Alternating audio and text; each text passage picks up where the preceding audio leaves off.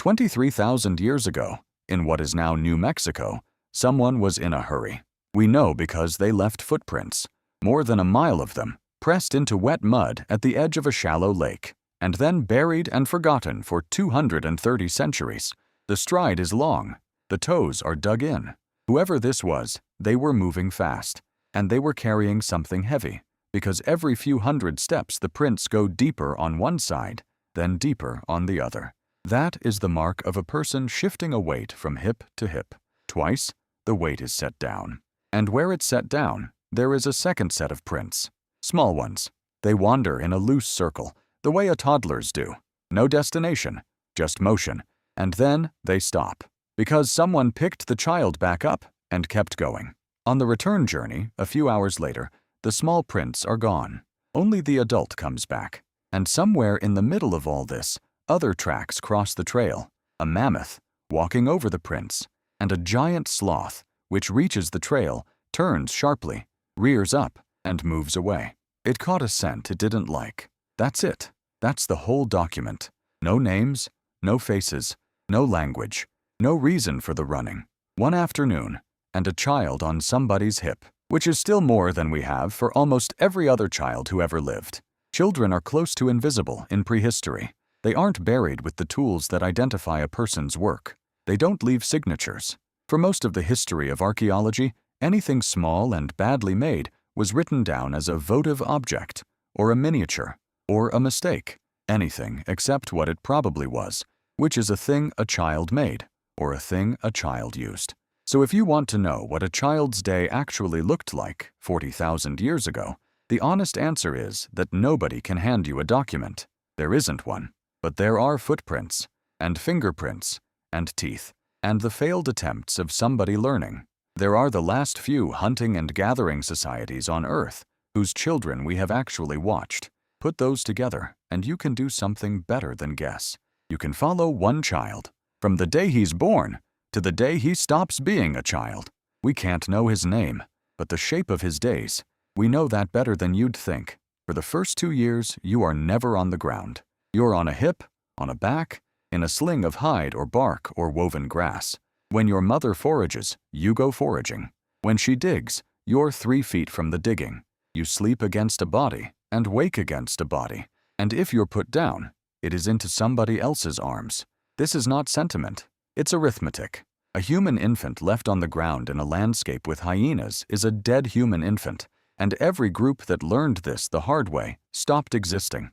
So you are carried, constantly, by more people than just your mother, by aunts, by grandmothers, by older siblings, by adults you are not related to at all. Human beings are one of the very few primates who will hold someone else's baby. We're built to hand children around.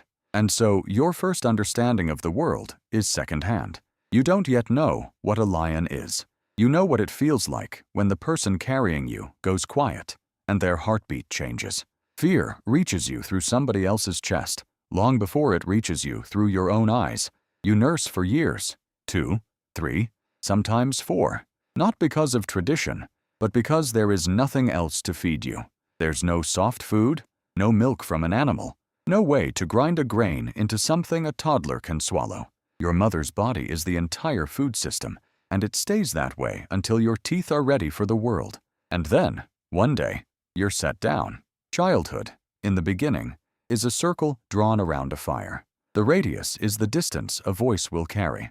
You can go as far as someone can shout at you and no further, and you will spend the next 2 years testing that line every single day.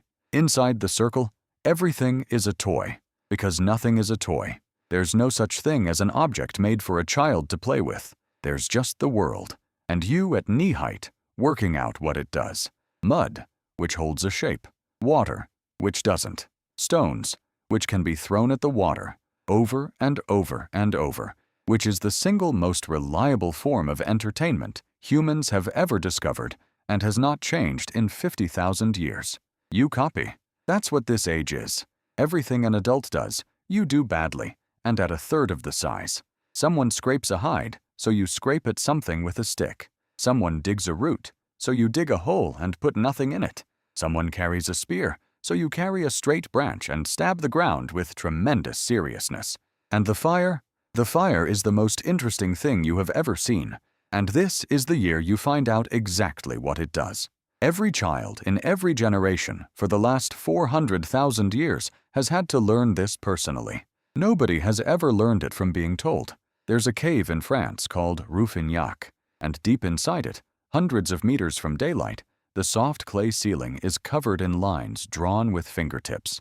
Some of those lines were made by hands so small they belonged to children of 2, 3, 5 years old, and one set of markings is on a stretch of ceiling that a small child could not possibly have reached, which means somebody lifted them up to it.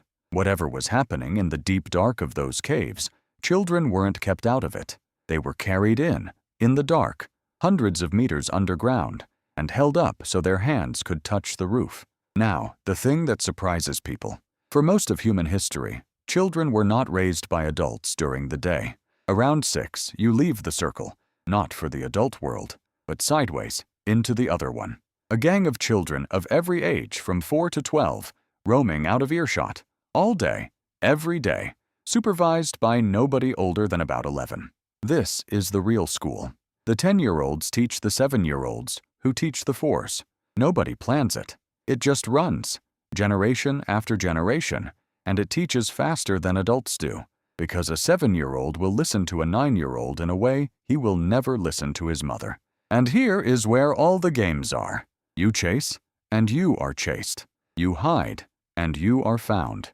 You play at being the animal, and you play at being the hunter, and you switch, and you learn both. It is not a coincidence that children everywhere on Earth play the same 2 games, chase and hide, and that both of them are rehearsals for the only 2 situations that matter. You fight, but with rules, and the rules are policed savagely by the group, because a mixed-age pack with a 4-year-old in it cannot afford anyone who doesn't know when to stop. You learn to be animals, not vaguely, precisely. The walk, the call, the way the head turns. In some societies, children can imitate a bird so exactly that adults use them to call it in. Your impression of a hyena will one day be a survival skill, and you play with string. Everybody plays with string. A loop of cord and 2 hands, and a shape passed between fingers. String figures appear on every inhabited continent, among people who have never met, in patterns so similar that they either spread with us out of Africa or they are simply the most obvious thing a bored human has ever invented. But it isn't only play, because this is also the age when the work starts. And the work is so gentle at first that you don't notice it becoming your life. Fetch water, fetch kindling, find eggs, pull shellfish off the rocks, watch that the fire doesn't die. And the big one, watch the baby. Children raise children. You're 8 years old, and somebody smaller than you is your responsibility. And if you lose them, there is no version of the day where that is forgiven. That is a weight most 8-year-olds today will never carry.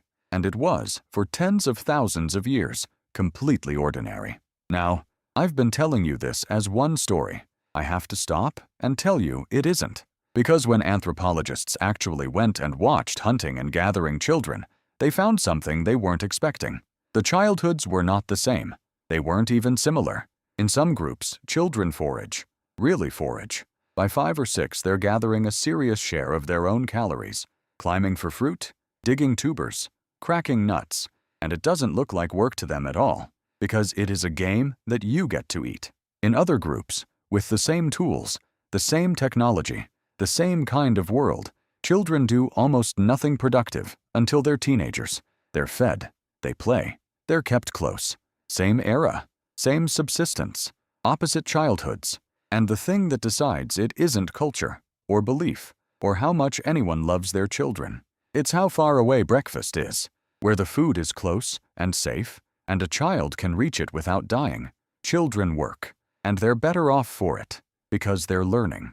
Where the food is far, or dangerous, or takes 15 years of skill to extract, children are protected, because the cost of losing one is unthinkable, and a child sent out there is worth less than nothing. So when you ask what an ancient child did all day, the truthful answer isn't a list of activities. It's a question back. How far was the water, and what lived between here and there? Everything else follows from that. Somewhere around 10, the play thins out, not because anybody stops it. It just stops being the point. The gang still runs, but you're on the older end now, and increasingly, you're somewhere else, sitting next to an adult, doing the same thing they're doing, badly, for hours. Archaeologists can find these afternoons. When you break a stone tool from a single nodule, every flake can be fitted back together, like a jigsaw. And sometimes, when they're reassembled, you find two hands in the same session. One takes clean, confident, economical flakes. The other crushes the edge, snaps the flake short, hits at the wrong angle, and does it again, and again, and again. An expert, and someone who is not, sitting together, working the same stone. That is a lesson. That is a 10,000-year-old afternoon of somebody being taught, preserved in gravel, and it is one of the most human things in the entire archaeological record. This is also the age when the world gets bigger and colder. Your first real distance from camp, your first night somewhere unfamiliar, your first fear that isn't borrowed from somebody else's chest, the water that's deeper than it looked, the cold that gets into you and won't come out, the sound in the grass that stops when you stop, and your body starts keeping the record. When a child goes hungry or gets badly ill, tooth enamel stops growing for a while and then starts again, and it leaves a line, a permanent, unfixable line.